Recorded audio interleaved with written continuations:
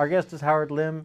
He's the president of How Creative, and he is a business and branding expert.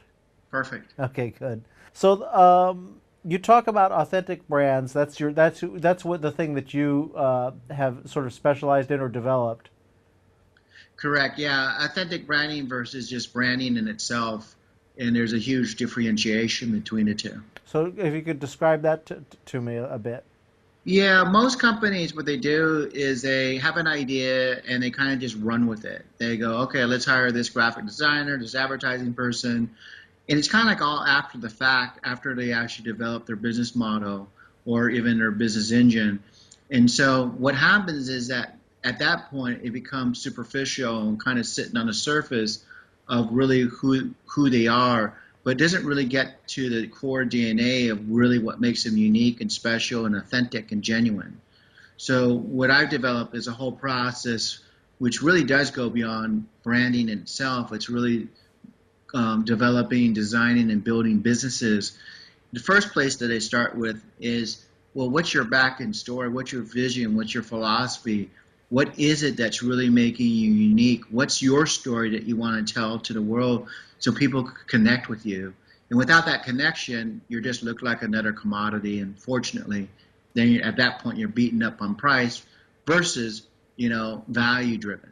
Right, right. I often talk about the time that the Yellow Pages salesperson came to me with the ad for me, all prepared, and I looked at it and I said, "Wow, that's everything I would say about myself." And it dawned on me right at that moment. The reason was because that's what everybody says about themselves.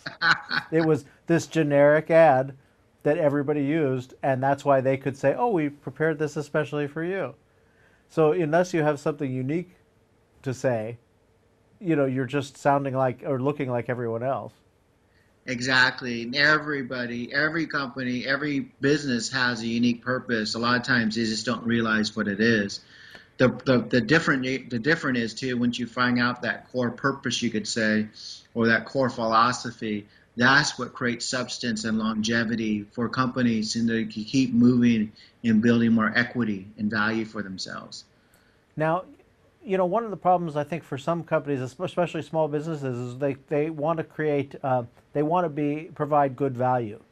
Uh-huh. But if you're building a persona around creating good value, then it's hard to, not be commoditized because you're essentially competing on price. But it's there's that fine line of being value driven, yet at the same time not being perceived as lowballing or something. Yeah, it all depends on, well, who are you speaking to? It's kind of like, are you talking to a customer who's actually like Walmart, Macy, Nordstrom's, Tiffany? So it's really understanding, well, ultimately, how unique is your product, service, or information? Who's your target audience? And then base things accordingly. And that's where you get a nice fit. A lot of companies here again, or a lot of business owners don't realize there's a matrix to this. I see. Yeah, I know. For me, when I first started I started video editing years ago, and I had better equipment than most of my competitors. I used to be the guy who was in those places in the city doing the national spots and stuff, and here I couldn't convince people that because I was charging less, that I provided better value. Actually, I provided the same service that they were getting in San Francisco. It's like, well, if you went to San Francisco last year, I would have been the guy doing your work.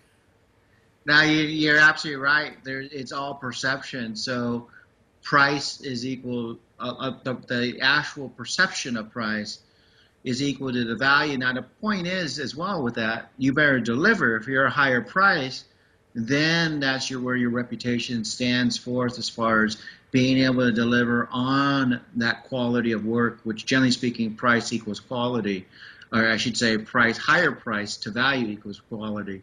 So yeah, then it's about delivering on that. But you're right. If you have something extremely valuable and then your price, let's say if you're a Nordstrom's and your price like a Walmart, then the perception is that you're not up to par. There's going to be a sense of mistrust in a sense, like, oh, there must be something to this.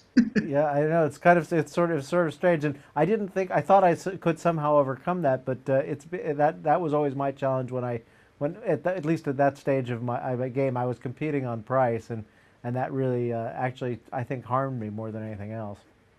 Yeah, exactly, exactly. And most companies, unfortunately, 90%, over 90% compete on price. Now, the funny thing is, there's only generally speaking, there's only one company per industry, per category that could compete on price. Otherwise, you get beaten up, and both of you go beaten up so much. If there's a competitor, it's price driven as well. Both of you get beaten up so much that one of you ends out outside the market space and ends up in bankruptcy.